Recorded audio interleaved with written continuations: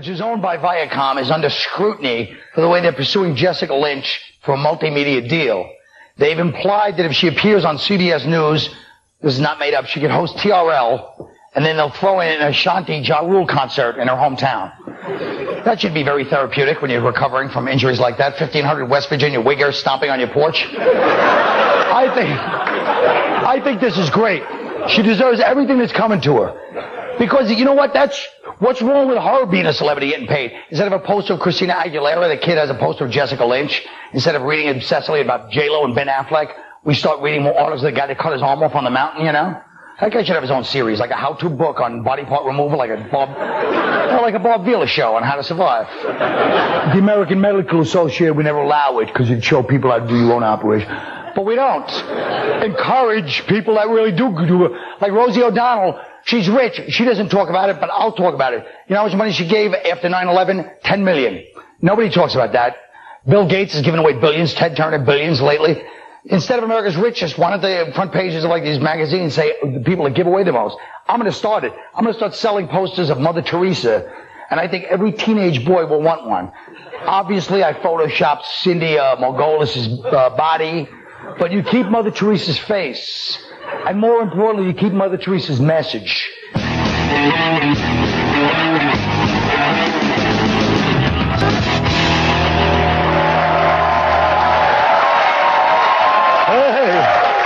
I like this. This looks like American Gladiators type.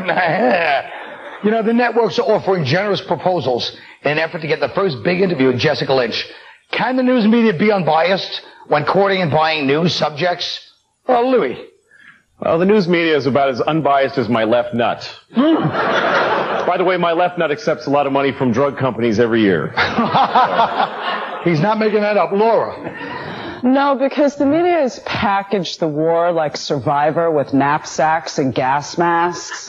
And Jessica Lynch has breasts, so she gets $3 million while the other men starving and sweating are disqualified. All right, Rick. Unbiased? How about Jessica Lynch dolls on the shelves of Rite Aid singing Rescue Me every time you press her broken arm? And she can sing with the babbling Burqa Barbie doll backup singers with that, removed clitoris Sarah Jessica Parker Stepford fundamentalist look in her eye.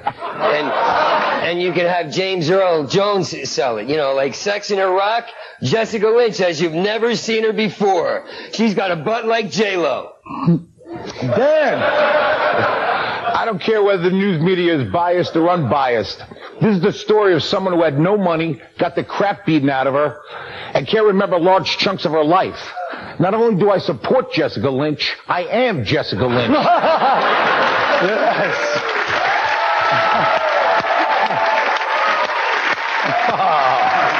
Yeah. Oh.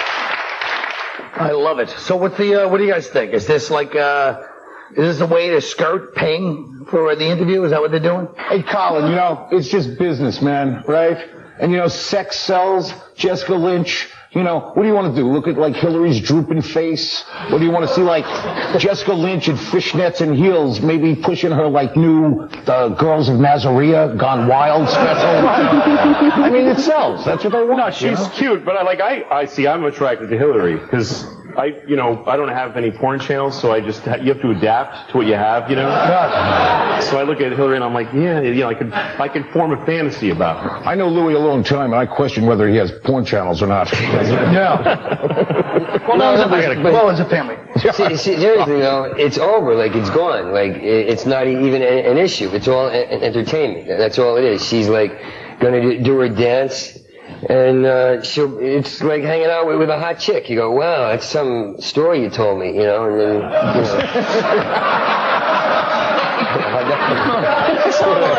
Like, this is a way for her to get laid on a whole new level. That's right. That's true, good too. For her. Yeah. Maybe, like I said, Ashton Kutcher. He's around. That's right. He's mixing it up. Don't you think the whole thing's changed, though? I mean, like with the close media scrutiny of the war at CNN and all the channels covering it, like she became an instant hero. You know, back in the day, though, you know, a guy like spent 5 years at the Hanoi Hilton. You know, he'd have his agent. Maybe he'd get on like the Carson show, but he'd have to really like, you know, bang heads and maybe get bumped by like some bad comic. You know, You're right. I'm glad you like it. That's true. But the truth is, in the long run, whatever else is wrong with it, don't you think it's better that Elizabeth Smart gets paid, that Jessica Lynch gets paid, the guy who lost his arm gets paid, rather than some new semi-non-celebrity getting more money? And don't you think kids in the long run would listen up? If you started encouraging like heroes posters, it would sell better? Not better, but I mean, sell pretty good. I was going to say better than Pamela Anderson. Anytime anybody gets some of, to me, it's like the money. It's out there. And some people that don't have it get some. Yeah, it's great. Even if they got it in some weird way. See? You should get it. What weird way? Nothing. You don't have porno channel, so. No, like, you know. All right. Working at a glory hole for a couple months, it's not a bad way. He's got a point, you can make folks. money, you know. Now, let me ask you this. The U.S. military is considering sending troops in to take out Hamas in the Middle East. Hamas, the terrorist organization, in an effort to stop terrorist attacks. Should the U.S. intervene, Danny? You know, I've long held the theory that sending in the troops is not the greatest thing. You know, because number one, first off, you're going to fuel the rage. It's like us fighting other people's battles. You know, we don't want. You know what I've always said? We send in a bunch of Italian guys from Bensonhurst. Tell them, this is your neighborhood. Get your baseball bats out, all right? I mean, it's worked in the past. I'm not, you know, advocating the violence, but, you know, it has worked. Yes, it has worked. But more when people come into their neighborhood than them going out. Actually, proactive, I don't know if it would work. How can you say that? Rick, believe me, I think he was sort of joking, not completely. You can send the Palestinians. It's the same thing, isn't it? It's like, hey man, can you go beat this guy up for me? Here's 20 grand. I heard that's... Well, actually, exactly. It's like that old movie, My Bodyguard, with Matt Dillon. You know, Matt Dillon's picking on the skinny kid, so he hires Adam Baldwin, and then he hires the psycho biker on Crystal Meth, you know. I don't remember how the movie ended, but it wasn't good. I don't care how you act with other shows. You don't leave me alone with these people on this show. We'll be right back.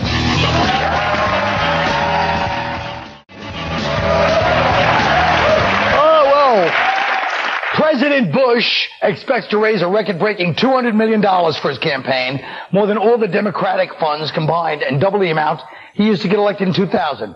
First of all, if you have to double your campaign money after you already did 4 years, don't you think that's a sign of not such a great job? I believe that if I was Bush, you raise the funds, then you say, look, this is ridiculous, I'm going to stop the cycle, and you donate all the money to the poor. That's the move. Then everybody votes for you. But he won't do that because his advisors are too scared to do something different. All these political people are like network executives. They have to poll everybody in the country before they'll make a move. Think about it. There's a way around this. The most popular shows are daytime talk shows and reality TV. You know what I'm saying? So what we do is we have everybody hook up to a lie detector test like they do on Maury Povich. You hook everybody up that's going to run for office, and you have everybody vote like on American Idol for everything. It really is an amazing solution. Yes, not the funniest thing, but it certainly is food for thought. Rick, hate to bring you to the lurch with that one, but Rick, what do you think?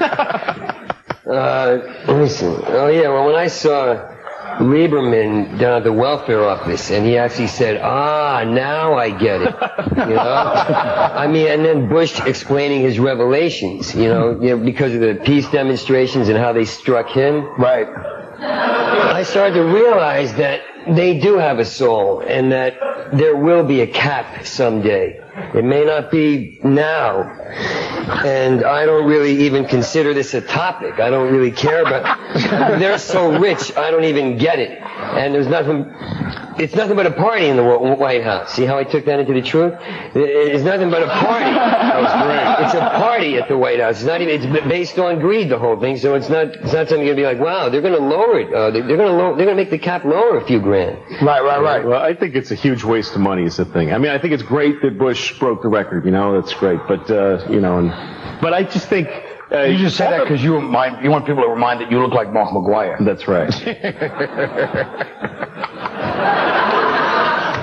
Here's the thing, it's a huge waste of money, the money they spend on campaigns. Like, think of what you could do with that money if you didn't. It's peed away into just nothing. Nobody gets, there's no harvest of a fruit. And there's no toy built for a child to choke on or anything like that, There's just nothing. It just goes into the atmosphere. And think if you had that money, if you decide, okay, I'm not going to run for president, I'm going to go and he could buy all the pants in the world for that money and just burn them, screw everybody, no more pants. Or they could pool all the campaign money together, buy all the baseball teams and make them wear dresses from now on. That's what you would do. That's what I would do with the money. Okay, what about this? Scott Peterson has been inundated with love letters since his arrest 2 months ago. Louis, is this proof yet again that women don't want a nice guy?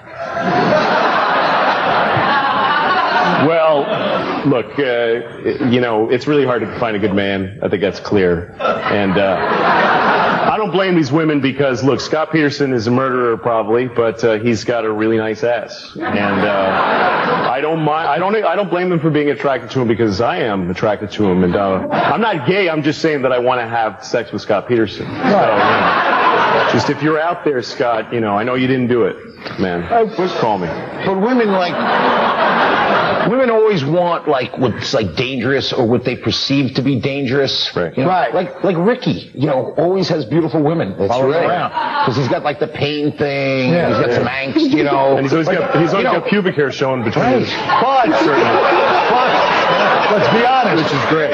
If he had the pain thing and he was he was built Patton Oswalt or something, it would be a different, they like the ripped pain look. Right, I'm 300 pounds, I have high blood pressure, I'm dangerous, I could drop dead at any moment.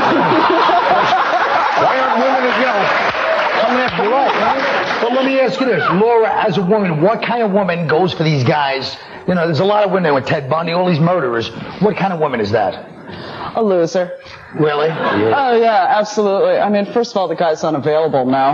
Yes. Yeah. See, I used to tell girls I killed someone. Did you? Which is true, yeah. And so it's not really even about anything except... And did you kill someone? No, I never did. I wouldn't do that.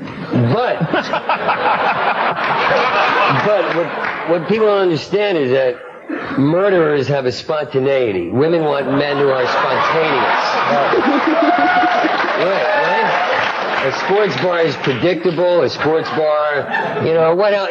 Traveling to Disneyland or Club Med, it's like, okay, I'll go with it. You got money, but it's all predictable. Right. They want somebody who's going to mix it up a little, huh? I don't know. I don't know what. To me, it's just more mystery. I don't know what women want. Like when especially young women, that are out to your generation, which are my favorites because I'm a pervert, Yeah. But when you go, I went once to this bar in Portland, Oregon. I flew to Portland to go to this bar, and so I'm at this bar, and this young kind of rave chick comes up to me, she chose me to come up and start talking to. Right. And she was like, hi. And I said, how you doing? And she looked at me like how far off could I have been with how you doing? I'll tell you, if you want to know what women want, you got to see this movie called What Women Want with Mel Gibson and Helen Hunt. I saw it. That movie lays it all out. He gets hit on the head or something. I think he was below ground and he got shocked and hit on the head. So it was a combination. Yeah, it was funny too. And then he was up stuck.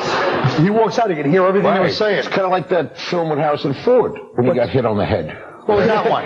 Indiana Jones? No, it's something about Henry. Right. Oh, yeah, head smashing is always good. Well, the same exact injury, only I think different things happened and different personalities. I just want to... Yeah. All right, look, peace comes from a commitment to shared values like watching these commercials. We'll be right back. Well, you know what? Politicians aren't allowed to tell the truth. Hillary Clinton's autobiography, Living History, was just released. It's a complete ball. A team of ghostwriters watered down her original chicken scratches. Luckily for you, I have a copy of that first draft. So we're going to compare it to the published book and see what we missed. Part 1 is where Hillary meets Bill. When I first saw him in the law school student lounge, he was holding forth before a rapt audience of fellow students. As I walked by, I heard him say, "And not only that, we grow the biggest watermelons in the world." I remember thinking, what an enthusiastic hick. If I'd known that watermelon wonk from Arkansas was going to be my life partner, I would have killed myself right there. Now, in this next passage, Hillary talks about their engagement. Bill Clinton is nothing if not persistent. He sets goals, and I was one of them. He asked me to marry him again and again, and I always said no. Now that I look back on it, our wedding day was Bill's only successful date rape.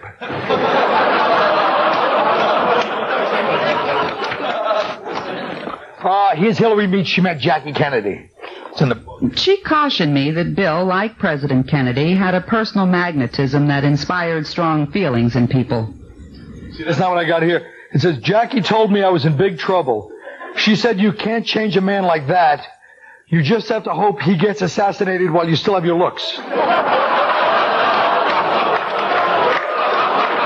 Here, Bill tells Hillary now how he befriended Monica Lewinsky. He had talked to her a few times, and she had asked him for some job hunting help. This was completely in character for Bill. She flashed the thong, he sprayed it on her dress, and he looked me in the eye and lied about it. That was completely in character for Bill. In this one, Bill tells Hillary about the affair with Monica Lewinsky. I could hardly breathe. Gulping for air, I started crying and yelling at him. What do you mean? What are you saying? Why did you lie to me? I gasped for air. I was disgusted. Then I remembered what Monica looked like, and I covered my mouth with a pillow so he couldn't hear me laugh. My 8 years in the White House tested my faith and political beliefs, my marriage, and our nation's Constitution. For all the crap I took during Bill's and my presidency, I should be given the Medal of Honor. I'll settle for the $8 million book advance and a Senate seat. But I should get the Medal of Honor.